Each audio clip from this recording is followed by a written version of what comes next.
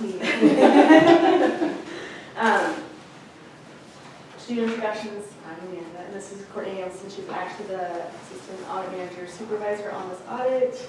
We're Shore School District. On the left-hand side of the first item in your packet is our exit agenda, and this is just kind of a guideline of what we're going to be talking about today. It has some of our contact information on the left-hand side in case you need to contact our Director of Local Audit and our Director of Local Audit, both Stacey and Kelly. And then a little bit about our office. We also do audits. We do assortment of audits. We do accountability, we do financial, we do federal, which we did this year for the school district. We also do fraud audits, attestation audits, performance audits, a variety of different audits. Which I believe is kind of an attestation audit with DAB 68. That's a separate issue that we'll talk about after the normal audits discussed. So for the 2015 fiscal year, we looked at the accountability of the school district, and that's just looking at compliance with laws, regulations, any of the district's policies, financial statements, making sure that the district's financial statements are free material statements and clean. And then the federal grant compliance, making sure that any of the federal grants that were selected during planning to be tested complied with federal requirements for both 1 through 3 guidance and the uniform guidance that just came out. And then with that, I'll turn it over to Courtney to go over some of the audit highlights. Okay. I'm just confused. Where's this agenda? It was the first item. Here? That top page right there. Okay, thank you. Yep, so we're actually going to set that page aside. I'm just going to go through all of the reports, and if you have any questions, don't hesitate to stop and ask, or stop me to ask. So the first report is the financial statement report. I guess you should backtrack just a little bit. First and foremost, we just want to say thank you to the district for everybody's help to get this audit done smoothly. I know there was a lot of work on everybody's part to help provide us information, and we appreciate it, especially Jolie providing all the people to go to and all the information that you provided and the answering questions. And then we also want to point out too, just in our highlights, which is on the that agenda, the district received a finding in the prior audit, and so we did some follow-up work on that, and you notice the effort that was put in to address all of the issues in there, and in the report and in our work, you'll see that has been fully complied with. So we just want to point that out because we did recognize the work that was put in to address that, so thank you for that.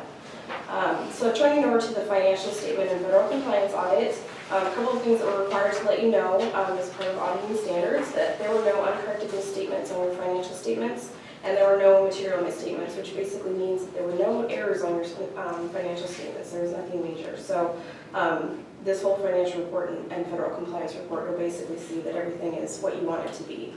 We didn't really find anything big to report on. So.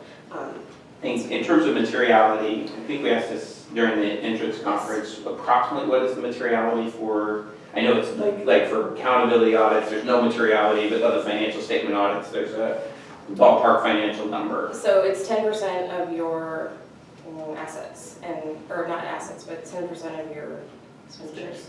Yeah. Expenditures, so that's I don't actually 20 million. Yeah, off the top of my head, I can tell So you that's about number. 20 million. About that. Would be a material mistake. Exactly. Okay. Thank you. So the financial report is the yellow document. So if you want to turn to page number 4, the title at the top of the page, it says Schedule of Findings and Question Costs. And this is just a brief summary of everything that's in this report. So the first part talks about the financial statements, and it basically summarizes the fact that we didn't find any errors, or excuse me, deficiencies. I'm going to use the word for any major issues with your control process, as well as any major errors in your financial statements. Under the federal award section, it says the same thing. We didn't have any issues to report for the controls of your federal grants, as well as any compliance issues. The part I do want to point out in this report before we move on to the next part is the grants we actually did take a look at. We looked at the nutrition cluster, and then we also looked at the improving teacher quality grant. And so if you see at the bottom of the page, it actually points out too that we had no findings and we had no federal question costs for any of the grants that we looked at. So that's exactly what you want to see on this report. Improving teacher quality, that's Title II? Yes. Sure. So if you turn to the next page, so this report is actually talking about, we took a look at your financial statements and we basically looked at how they were prepared. So we looked at the process that the district goes through to create them and then review them, and we determine whether or not there's any weaknesses in that process. And so this first part is talking about just the process that we went through, and what you should really focus on is actually on page 7, that second paragraph that's highlighted at the top that basically says that we didn't identify any deficiencies, which basically means that the process that you have in place over your financial statements, we didn't identify any problems with it. So we have no control weaknesses that could potentially lead to misstatements on your statements, which is exactly what you want to see, so that's great. The next piece talks about compliance and other matters. So when we are looking at your financial statements and looking at that process, we have to look at any laws or regulations or contracts that, or grants, which would be the most applicable for the district, that if you were not in compliance could have a direct or material effect on the preparation or the determination of your financial statements. So long story short, basically we did not identify anything that would not comply and could cause an issue with the determination of your statements. So again, that's exactly what you want to see, and that's what that second sentence is highlighted under compliance and other matters states. So basically this report, again, says all good things. It's exactly how you want it to look. So this next report then switches over to the federal grants that we took a look at, and it's very similar in the sense of, if you turn to page number 10, it really talks about the controls over the federal grants that we took a look at to make sure that the process that you have in place to ensure that you're complying with all of the grant requirements, that those controls are sound and don't have any weaknesses in them. So the first thing it talks about is the opinion on each of the federal programs, and it says that the district is in compliance with your granting requirements. So we didn't find any issues with that. We have no findings, no management letters, no major issues. So that's exactly what we want to see. And then on page 11 is where it actually focuses specifically on the control process to make sure that that process is adequate. And again, it says at the top that we didn't identify any deficiencies. So we didn't find any weaknesses with both of the grants that we looked at. So again, great job to the district and all the staff that are working on those 2 grants. I know that's a lot of effort that goes into making sure that they're complying with all of the various different pieces of it.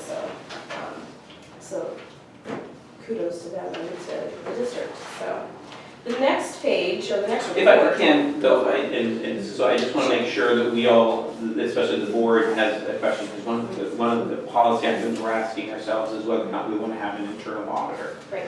And so when you say that there's no material weaknesses, the extent of your testing on something like this, so the materiality, just for example, our ASB fund is smaller than your materiality threshold. So if we didn't put our ASB on the financial statements, it could still be not materially misstated. So, and that's kind of outrageous, and we would, you would tell us to do it, we would do it, but when you're doing this kind of testing, you actually are looking at really question costs, like they can't spend money on, say, alcohol or firearms in a program. Exactly. And so you'll select a sample of 40 or 100 items, and you're looking for anything that would meet those cost requirements or any kind of thing. So while the materiality threshold is one level that could sound like, ugh, at another level, you're doing testing to the penny on question costs on these federal grants. Exactly. Yep, we're looking to see if they're, the costs are allowable, if everything has been procured correctly, if it's complying with the federal standards for those grants. Exactly. Okay. Yep. All right. So the next report, this is actually, starts on page 12, but this is where we actually give our opinion on the financial statements themselves. And so the first part is just basically some boilerplate information about the responsibility of the district as well as the responsibility of our office. We're coming in to do the audit. Page 13 is actually where we give our opinion on the statements. And so we are required to give 2 statements because the district reports under a regulatory basis of accounting, which is allowed. We are giving an opinion in the middle of the page where it says that that the statements are fairly presented, which means that they are, it's an unmodified opinion, which is a clean opinion. So that is what you would like to see. We're also required to give an opinion on it's called gap standards, and again, that's at the very bottom of the page, and so we again are giving an unmodified or a clean opinion on those standards as well. So both exactly what you would like to see on your, in this report, and so we don't have any issues there. The last item on page 14, we look at some other schedules. We look at the schedule of expenditures of federal awards, and then we also look at your schedule of liabilities. We don't do a, it's a different kind of review. It's not as extensive as looking at your financial statements, but we do look to make sure that we don't identify any issues with those reports as well. And so that's what that last sentence in the middle of the page says, is that they're fairly stated in all material respects. So we didn't find any issues with either of those reports as well. So again, wonderful job on your financial statements. The last page just talks about the reports that are included, or the schedules, that are included when we are issuing our report. And then the last page just talks a little bit about our office. So, questions? Yes. Since these are preliminary drafts and not disclosable, do you have a time frame when we'll get the final? Actually today. It's it'll be released on Tuesday, but we did get the final draft today so we can submit the data collection form. And the release means posted on the SAO website? Yes. Yeah, that'll be on Tuesday. Okay. Yeah. And then I just want to go back one, because it was a board discussion earlier about whether or not the district follows essentially GAP, full GAP, and whether or not we wanted to do that. And the staff had prepared us a memo that went through a bunch of those things.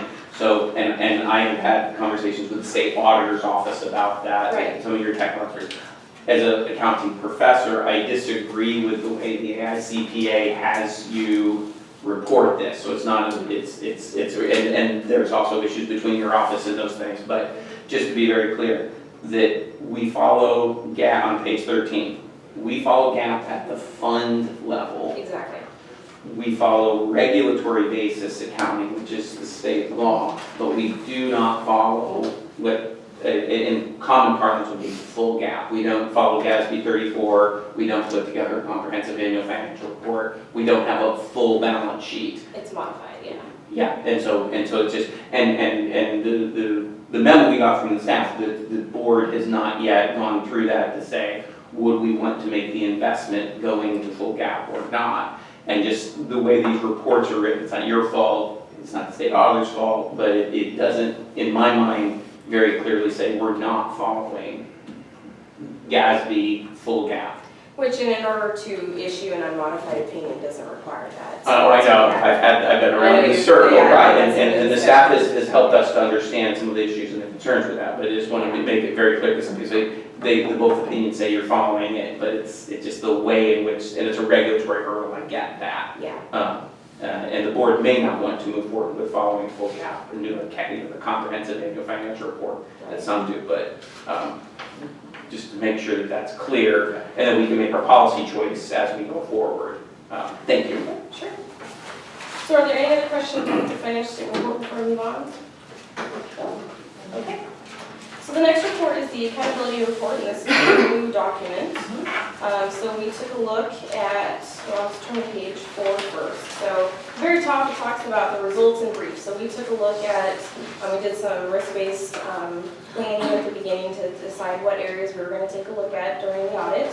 And so as a whole, we would just like to point out there were no findings or no management errors or no major issues with any of the areas that we selected. So again, wonderful job to the district and to all the staff for the work that they're doing to really make sure that they're in compliance with all the policies and procedures and laws and regulations for the areas that we selected for testing.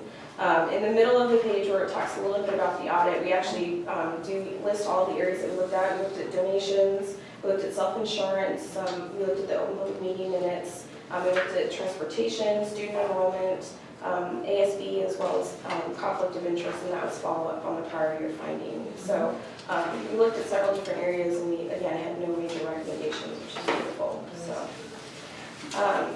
go ahead.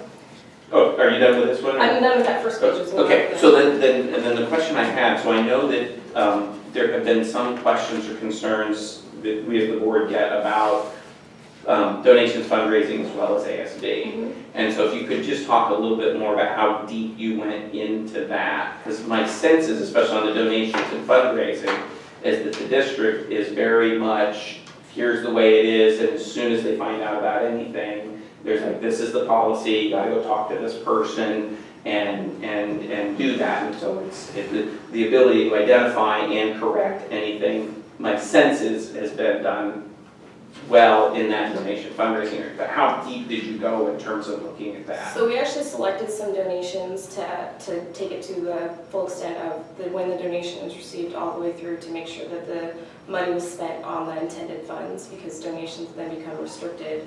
And so when the money comes into the district, then it is then processed and moved towards, and it goes to the board, we saw that, and then it goes to the schools themselves to actually spend the money. And so we followed, we selected a sample and then followed it all the way through, and we didn't have any issues with how the money was actually being spent on, for the items that we selected. And then for fundraising, we actually did kind of the same thing. We looked at some of the fundraisers to see how the money was raised, or how the funds were spent, all of that, to make sure that there weren't any issues. We did find a very minor item, which we did report in an exit item, having to do with yearbooks, to make sure that yearbooks that were received were being counted before they were dispersed, to make sure that you can account for everything that came in. So we did have a recommendation there, but it was a very small recommendation, and what we call an exit item, which is our lowest level of reporting. It's not something that we generally bring to the exit. And so, but we did follow from the very beginning to the end just to see how that process works, to make sure if we had any recommendations or any weaknesses that we would identify. But as a whole, with the exception of the item, we were able to follow from the beginning of the process to the end. I just should point out too, the other item that we did discuss with Jolie about fundraising, because the district, and it's not a fundraiser, I guess it's more of the foundation that the district has, uses a cubicle, right, or an office space. I don't know what the right terminology is, but, and we didn't have any issue with that. One of the things that we have brought up to a lot of entities that have foundations is making sure that there is that process in place that if you're providing any, any space or any staff or any equipment or anything, that you're making sure that you're getting back more than you're giving, whether that be through, keeping track of like electricity costs and all of that. And so we are concerned with we saw that there was an excess amount of funds that were provided by the foundation. We're just recommending that the district make sure that there's support to show that we've considered the fact that, the space that you're providing, are you confident that you're getting back more than you're giving? And so would there be, that would be appropriate if like you're giving like $100,000 worth of in-kind, exactly. And they're only giving you $40,000, Exactly. then you'd have to charge them or something like that, because it's in Exactly. the use of public funds or whatever it is. Exactly, yeah, you could argue that there's a potential gifting of public funds, but you're sure. allowing that. So we don't have a concern with that. We're Because not our concerned. foundation generates. Yeah, and the foundation is only it's not using staff, it's just using that office space. So we're not recommending an issue with the use of the foundation and allowing them to use the space. Okay. We're just recommending that there is that support maintained to show if somebody from the public came and said, how do you know? You can say, we've done our analysis, we know and are certain that we're getting more than we're giving. Gotcha. So, yeah, with booster clubs, we didn't use so much, it's good to. yeah, just to make sure. And then Yeah. You're good. And then the other one was ASB. Yes. And so I know by law, the board has responsibilities in relation to ASB. So what was the nature of the kind of the inquiry you did that? Because there's so many of them, and I know that there's the district hires or reimburses for some of the ASB bookkeepers, et cetera. So what was the extended procedures there? So we actually went to Inglemoor High School, and then we also went to Woodinville High School, and we spoke with their ASB secretaries, and then we got an idea of the funds that are coming in for ASB and basically everything, how they track cash and how they disperse it. And then we focused especially on the processes in place at the student stores for both Woodinville and Inglemoor to make sure that you're following the district's procedures for handling cash and making sure that everything is being, especially since the kids are so involved with the student stores, and how everything is being reconciled and inventory is being monitored. And so again, we did have a small issue there for Inglemoor because there is a new student store teacher, and we noticed that there wasn't deposits weren't being made as timely as they should be. And so that was one of our recommendations, was to make sure that, that deposits are being made daily so that he's complying, or that the school is complying with the policy, the district's policies. And so, but again, that was an accident. It was nothing major. And we didn't have any concerns with deposits or we weren't concerned that deposits weren't being made. Right. They were just being held longer than they should be before they were being deposited, so. And didn't we, I know in the budget items, didn't the ASB secretary, was that one of the budget enhancements? Was to continue to shift the cost fully back to district funding. So then, Right. Parking fees. Right. So essentially, and I guess just from so essentially we were having professionals in the district who are accounting and control professionals help with the ASB accounting just because of some of the risks that would be there. It just, Yeah. right, little nonprofits and having cash, you just definitely want an accounting professional there, so it, Yeah. okay. And just from your views in other districts, how common is the approach that we have over the ASB? Is that, especially for a larger kind of district, is that pretty common to have? Yeah, exactly. I mean, especially for a district this size, you know, there's a lot going on, and I would say that, you know, ASB is one of the most common areas to receive pretty big recommendations. Right, just I've seen because them there is before. so much. So, you know, getting an exit item for something like making sure that you're depositing timely, that's pretty good. That's pretty standard. You know, we see that all the time. I mean, you know, so for a district this size to have the kind of process that you have in place and the, you know, the overview that you have, it is wonderful, really. I mean, you know, we didn't look at every single piece of ASB because that would take a long time to look at every single item that came in, but we really tried to focus on the areas where there's, you know, there's the most interaction with students and cash handling, just to make sure that there is an adequate process, that there are set procedures in place of how things should be handled, and we didn't have any issues with the way that the policies are set up. It's just making sure that the policies are being followed. Okay, thank you. So. And good job this time. Yeah. There's no other issues. I'll move on to the next piece. So this is where we actually performed a follow-up on the prior year finding. We just give a general background of what happened, and then at the bottom you'll notice the status of the corrective action plan. We have it as fully corrected. And then on the next page it actually talks about the plan, or the action that the district took to address the issue. And so, so again, good job to the district to really make sure that that was addressed, and you can move on from that issue. The next page talks about the related. I'm sorry, I'm done. I saw it earlier, but. You're still in the So blue it was report. Oh, it's still blue. Yeah, It it was- was right there. That's the resolution, okay, thank you, sorry. No problem. So this related reports just refers back to the fact that we did a financial audit and a federal audit, and then also talks about the attestation, which we'll go over shortly. So. The next page is page 8. This is just information about the district. Again, if there's any questions or anything that you see in there that needs to be adjusted, we can make that change. Just let me know. And then the last page is just talking about our office. So there's no other questions. We'll move on to the next piece in our packet of information. So one of the areas that I mentioned that we took a look at was we looked at apportionment, we looked at enrollment. And I just recognize it says staff mix, I should say staff mix. Anyway, one of the requirements is that we have to send to OSPI anytime we do any apportionment work to basically tell them what we took a look at and what were the results. And so for the basic enrollment that we look at, if you see in the middle, it says that no errors were identified to be reported. And so that's what will be sent down to OSPI.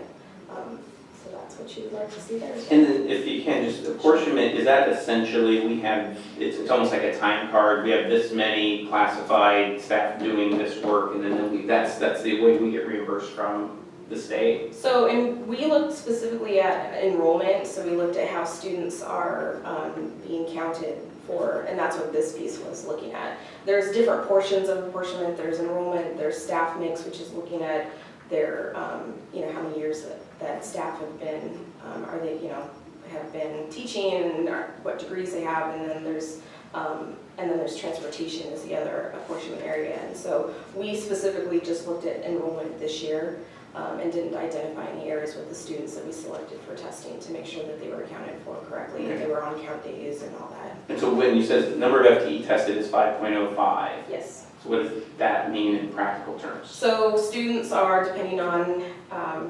how many classes the students are taking. For like Running Start? Exactly, some so we of look the- at like vocation, running start, all that, so, and basic ed as well. And so it's gonna vary depending on where that student is enrolled and how many FTE they're So basically making sure we're not overcounting and Exactly. overreporting their FTE and receiving reimbursement. Asking for reimbursement for students that didn't Receiving a didn't portion show that we're up. not qualified. for. Exactly, Okay. yep, that's exactly it. And just one point of clarification, the state funds a certain number of classified staff based on how many student FTE we have. They don't fund what we actually have. I'm sorry. They fund, so you take the number of kids, apply a formula, and that's how many classified staff they will fund. Mm-hmm. They don't fund what we have. Oh, right. So if we choose to have a different mix or whatever from their formulas, it's, yeah, right. But it's kind of like per capitation in healthcare, you have X number of people, that's the amount of revenue you're gonna get. And then you decide how to use that revenue. Yeah. That's a good point, because that comes up in several things like MSOC allocation. That's a good point we have to get out and to cover many different. This is just looking at the generation of revenue, not Not how we Net choose to revenue, spend, right? Thank you.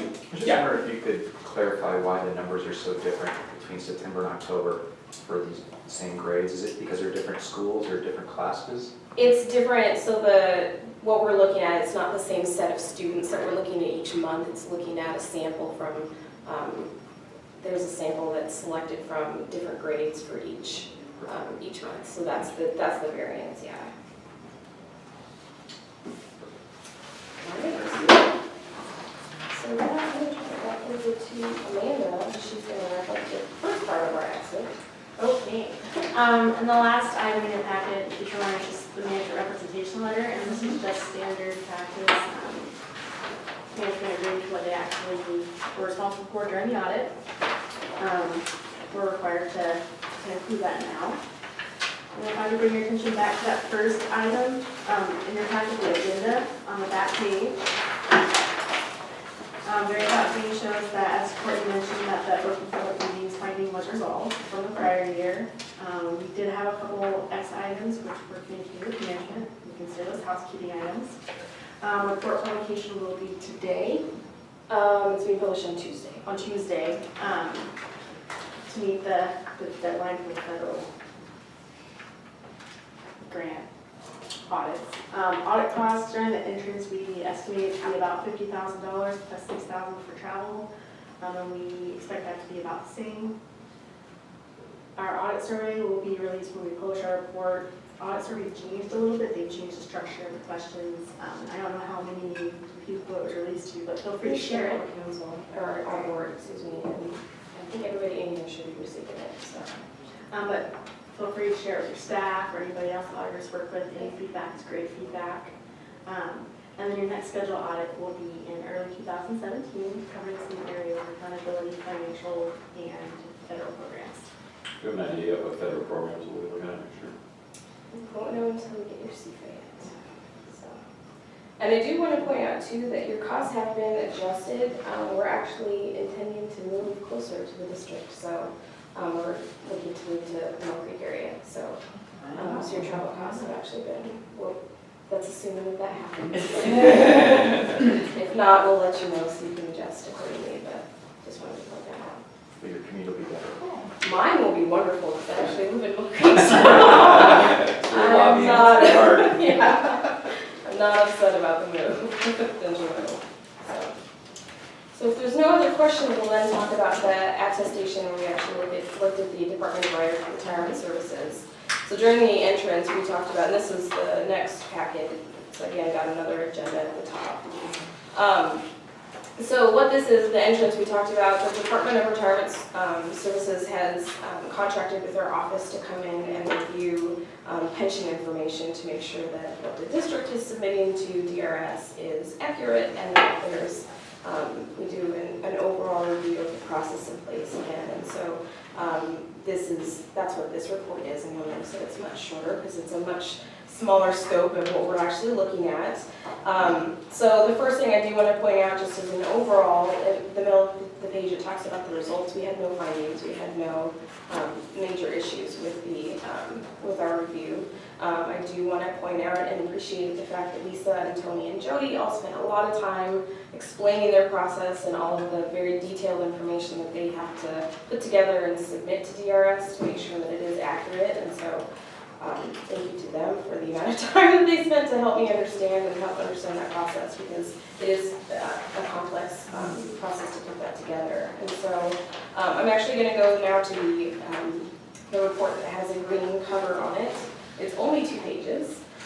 So on the second page, there's some information in there, and basically in the middle of the page it says that we believe that our examination provides reasonable basis for our opinion, saying that we found that the information was fairly stated. So we did not find any major issues with. So the way that we set this up is we were provided a sample that was identified by another CPA firm to tell us who exactly we had to look at to see if all of the information from the time that they worked to when it was paid is then submitted accurately to DRS. And so we had no major issues with the process and no major issues with the information that was submitted. And so we did find 2 very small items that we did include in the management representation letter. But those were very minor issues that, again, we didn't issue any findings with them. So as a whole, the process was what we would like to see. So are there any questions about that process? And to point out too, for this, the cost of this audit is covered by DRS, it's not covered by the district. So always good to hear that. And so the other thing that I just want to point out too with this type of audit, it's selected based on there's a sample method that they determine, and so those are happen to be selected. I don't anticipate that will happen again for a couple of years because it's generally, I think, every 3 years. But it's like being cycled through, so you shouldn't have to have this done for another couple of years. So, are there any questions about that report? And again, the manager representation again is on that. It's the next document. And that report should also be released on Tuesday as well. That's all we have for you. Are there any other questions or any items we can address before we wrap up? So I have one, and it was a question that came up in one of our board meetings, was having the ability to create something like the city of Kenmore has a strategic opportunities fund. Okay. And so they moved some of their fund balance into that fund, and then because they've been doing waterfront development, having some parks issues, and then they have a lot of development in their city core, or their city hall, whatever. And so they basically said that they wanted to set up this fund so that they would have resources available during the year. And then if they wanted to spend that, and then the intent that they would, find funding source or pay it back, but that it was money that was set aside. So if the board or the administration wanted to come up with something like that, is there anything that prevents the school district from doing that you know of? And do you know of other school districts that are doing something like that? Or do most of them just have the general fund, the transportation vehicle fund, ASB? My understanding is we're limited to the 5 funds defined in law. So I mean, Yes. we could set up, in essence, an account Yes. within the general fund. I mean, something that's within our general fund budget, but we don't have the legal authority to establish a 6th fund. That's correct. So you can set up within your general fund, you can have, and I know districts will set up what they call like sub-funds, but they roll up into the general fund. And that's their way of monitoring or setting aside funds, but it's still all within the general fund. And so for a school district, you're correct, the school's accounting manual is very specific about what funds the district has as separate funds. How you choose to account for those funds, you know, if you want to have that as a sub-fund, I don't see any issue with that. But on the financial statements themselves, it would have to be reported as a part of the general fund and it wouldn't be separated on the financial statements. And so that's different, the schools don't have as much autonomy as, say, a city does. Exactly. Okay. And even a city too, when you're separating funds like that, you have to look at where the money is coming from and how it's being funded. And because there's a lot of cities that will do things like that, but again, it'll be rolled up into special revenue fund, or it'll be rolled up into the general fund. Mhm. But for from management's perspective, they like to break it out into sub-funds to have a better perspective, which is fine. Just as long as when it's being reported on the statements that it's actually being rolled up to where the money is coming from. So, but it's up to the district how you'd like to So, set that out. so as an example, if the funds were being generated within the capital projects fund, we couldn't be using them for operational costs. Right, yeah, that's Right. exactly right. And And- we're, the only legal special revenue fund we're allowed to have is the ASB fund. Mhm. That's the only special revenue fund. Everything else has to flow through the General. Yeah, okay. And then actually the capital projects fund was the other question, because it came up at a meeting was, so we have some money in the capital projects fund, some of which had come from various sources, including the sale of the Anderson property. And as we go through our next thing, so that those funds, as long as we can, understand where the money came from. So if it was a sale of property that was our property, especially if it was like a swimming pool, someone wanted to make a new swimming pool, using that money for a capital project fund within the district, it doesn't necessarily have to be, unless it was a part of agreement forced to be spent in some particular way. It's just limited by its capital project fund nature, not necessarily a specific capital project fund. Right, and I mean, like, with the funds, as far as like how it's being designated, how it's being spent, unless there's something specific on it that says it must be spent on these funds, then no, there's not that limitation for, it must be spent for this specific item. Specific project, but when it's in capital projects, it has to be capital projects, not operations. Yeah. Yeah. Yeah, if it's in that fund, that's it. Okay. Anything else? I'm just curious, is your department split up for like specialties for public schools, specialties for cities, specialties for other state agencies? Or So- everybody just do whatever? We're actually broken up based on, we have 13 teams across the state, but then we also have specialists within our district, or within our office. So, for example, our office covers all of Snohomish County and then northern King County. We do all of the entity types within that region. However, we also have a school-specific team they help point us in the direction of anything that they want us, if there's issues as a whole statewide that they want us to focus on. They're also involved with providing the training to us. And we have training every year on the school audits to help prepare us for that season, because there's a school season that we go through. And so for our office, they do come in and perform specialized audit work as well, but it's our office as a whole. We're an office of 24 right now, I think.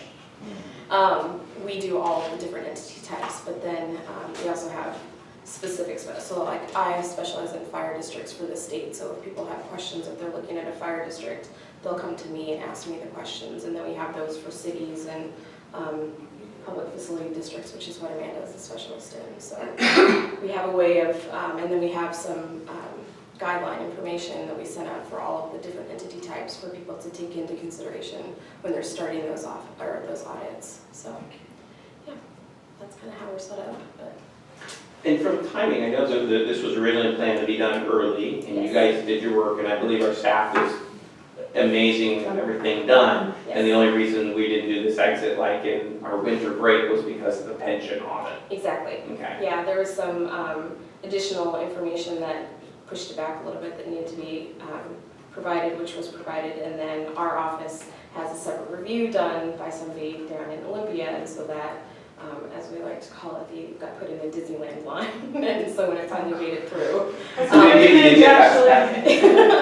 So that's actually what caused the biggest delay, and so, Okay. we're still fine tuning the GASB or the DRS audit work we're Right. doing, so.